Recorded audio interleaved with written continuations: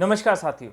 आज आपसे एक ऐसी डील के बारे में चर्चा करना चाहता हूं जो कि आज़ाद हिंदुस्तान का सबसे बड़ा घोटाला है, जिसमें करोनी कैपिटलिज्म है, जिसमें फेवरेटिज्म है, जिसमें पद का दुरुपयोग करने का आरोप है, यानी राफेल डील की।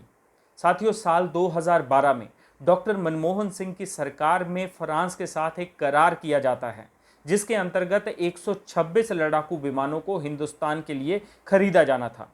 लेकिन मोदी जी प्रधानमंत्री बनने के बाद जब फ्रांस जाते हैं तो उस पहले वाले सौदे को रद्द कर एक नया सौदा फ्रांस सरकार के साथ करते हैं, जिसके अंतर्गत सिर्फ 36 लड़ाकू विमानों को ही हिंदुस्तान के लिए खरीदा जाना था।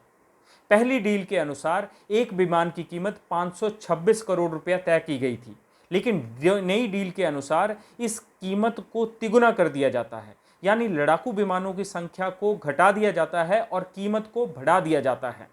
आज मोदी सरकार से सारा देश जानना चाहता है कि आखिर इस राफेल डील की संयुक्त संसदीय समिति के द्वारा जांच क्यों नहीं कराई गई। मोदी सरकार द्वारा इसकी हिंदुस्तान में जांच क्यों नहीं कराई जा रही है।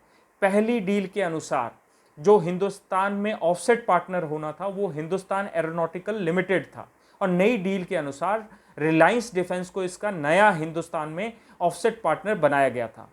इसका मतलब ये है कि मोदी जी सिर्फ अपने उद्योगपति मित्र को फायदा पहुंचाने के लिए इस डील को साइन करने पर उतारू थे, जबकि रिलायंस डिफेंस के पास कोई भी एरोस्पेस इंडस्ट्री का एक्सपीरियंस नहीं था।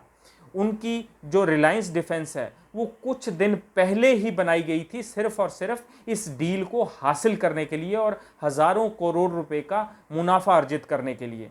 साथियों, आज देश जानना चाहता है, जब फ्रांस जैसा देश जिसको इस डील से लाभ हुआ है वो इसकी जांच करवा सकते हैं, जिसके अंतर्गत पूर्व वहाँ के राष्ट्रपति, जो वर्तमान के राष्ट्रपति हैं और जो पूर्व के डिफेंस मिनिस्टर हैं, यहाँ तक कि अनिल अंबानी की जो रिलायंस डिफेंस है उस तक की जांच वहाँ की जज द्वारा की जाएगी, तो भारत जिसको इस डील से नुकसान हुआ है वो इसकी जांच क्यों नहीं कराना चाहता है।